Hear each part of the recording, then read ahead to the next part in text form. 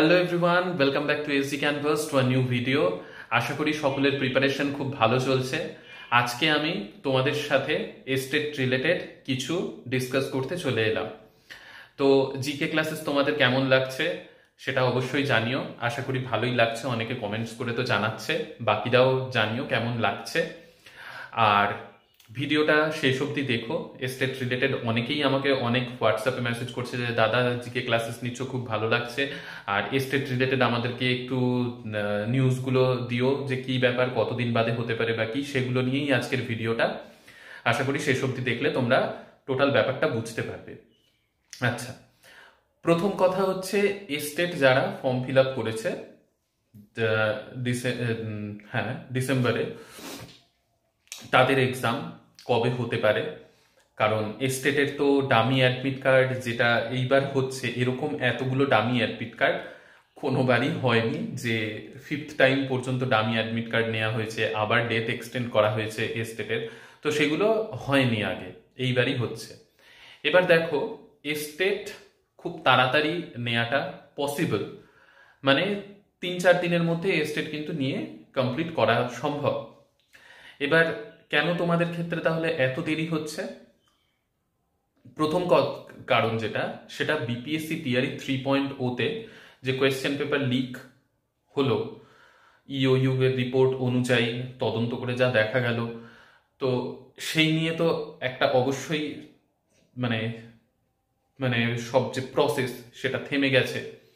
তা বাদেও হ্যাঁ, আরেকটা জিনিস, যে বিপিএসসি আর বিএসসিবি দুটো তো আলাদা বডি, তো দুটো তো আলাদাভাবে এক্সাম কন্ডাক্ট করে। অনেকে এটাও কোয়েশ্চেন জিজ্ঞাসা করেছে, তাহলে কি এক্সামটা নিয়ে নেওয়া সম্ভব নয়? হ্যাঁ, অবশ্যই সম্ভব, আর এটা সিবিটি মোডে হয়। কিন্তু সব থেকে বড় কথা, এখন বিহারে ডিএলএড এর যে এক্সাম, সেই এক্সামও স্টার্ট হয়ে যাবে কিছুদিন বাদে, সেটা আরেকটা ফ্যাক্টর। তারপরে ভোট আসছে, তো এপ্রিলের 10th আগে পর্যন্ত এক্সাম না হলে আর ভোটের আগে হওয়ার কোনো পসিবিলিটি নেই। ঠিক আছে? আচ্ছা, তাহলে এপ্রিলের 10th আগে কেন এক্সাম নেওয়া হচ্ছে না? এটাও অনেকে আমাকে বলেছে যে দাদা তাড়াতাড়ি এক্সামটা নিয়ে নিলেই তো হয়ে যেত, কেন এক্সামটা দেরি করছে নিতে?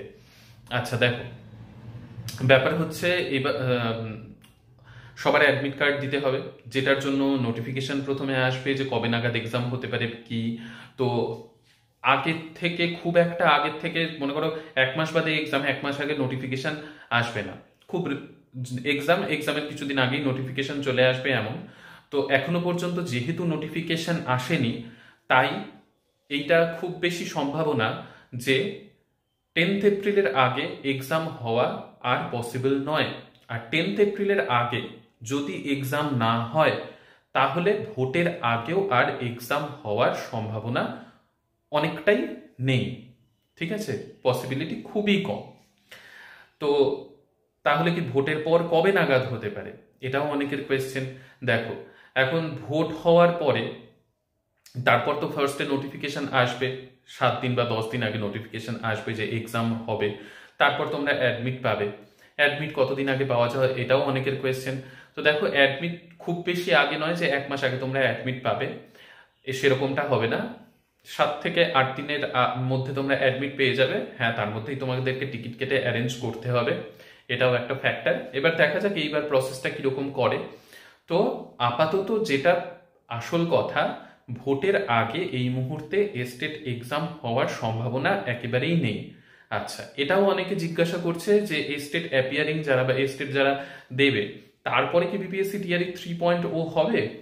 তো সেটাও হওয়ার সম্ভাবনা আপাতত তো নেই, কারণ বিপিএসসি টিআরই 3.0-তে এস্টেট যারা নতুন করে দেবে তারা হয়তো বসতে পারবে না, তারা টিআরই 4-এই বসতে পারবে। এবার হ্যাঁ, অনেক জায়গায় অনেক কিছু নিউজ চলছে, তো সেটা সময়ের সাথেই বোঝা যাবে, কিন্তু যা বোঝা যাচ্ছে তাতে সেটা হবে না। তো এস্টেটটা ভোটের পরেই হবে। আর বিপিএসসি টিআরই 3.0 এর যে এক্সামগুলো, মানে টোটাল এক্সাম যা যা মানে সবগুলোই তো বাকি আছে, একটা যেটাও হয়েছিল সেটা তো ক্যান্সেল হয়ে গেল, তো সবগুলোই ভোটের পরেই হবে। এটা হচ্ছে আপাতত এখনকার খবর, যা জানা যাচ্ছে বা যা বোঝা যাচ্ছে পরিস্থিতি, তাতে খুব বেশি তাড়াতাড়ি হওয়ার সম্ভাবনা নেই। তো আশা করি তোমরা ব্যাপারটা বুঝতে পারলে। তো অনেকেই আমাকে জিজ্ঞাসা করছিল যে দাদা এস্টেট রিলেটেড একটু আমাদেরকে কিছু নিউজ জানা থাকলে অবশ্যই দিও, বা একটু আমাদেরকে আপডেট দিও। তো তার জন্যই এই ভিডিওটা বানালাম। আশা করি তোমাদের কাজে লাগবে, আর ভিডিওগুলো ভালো লাগলে অবশ্যই লাইক, শেয়ার আর সাবস্ক্রাইব করো। তো নেক্সট ভিডিওতে তোমাদের সকলের সাথে দেখা হচ্ছে। ভালো থেকো, ভালোভাবে প্রিপারেশন নাও, আর জিকে ক্লাসের ভিডিও তো আসছি, দেখতে থাকো, আর রিভিশন অবশ্যই দিতে থাকো। সকলে ভালো থেকো, বাই।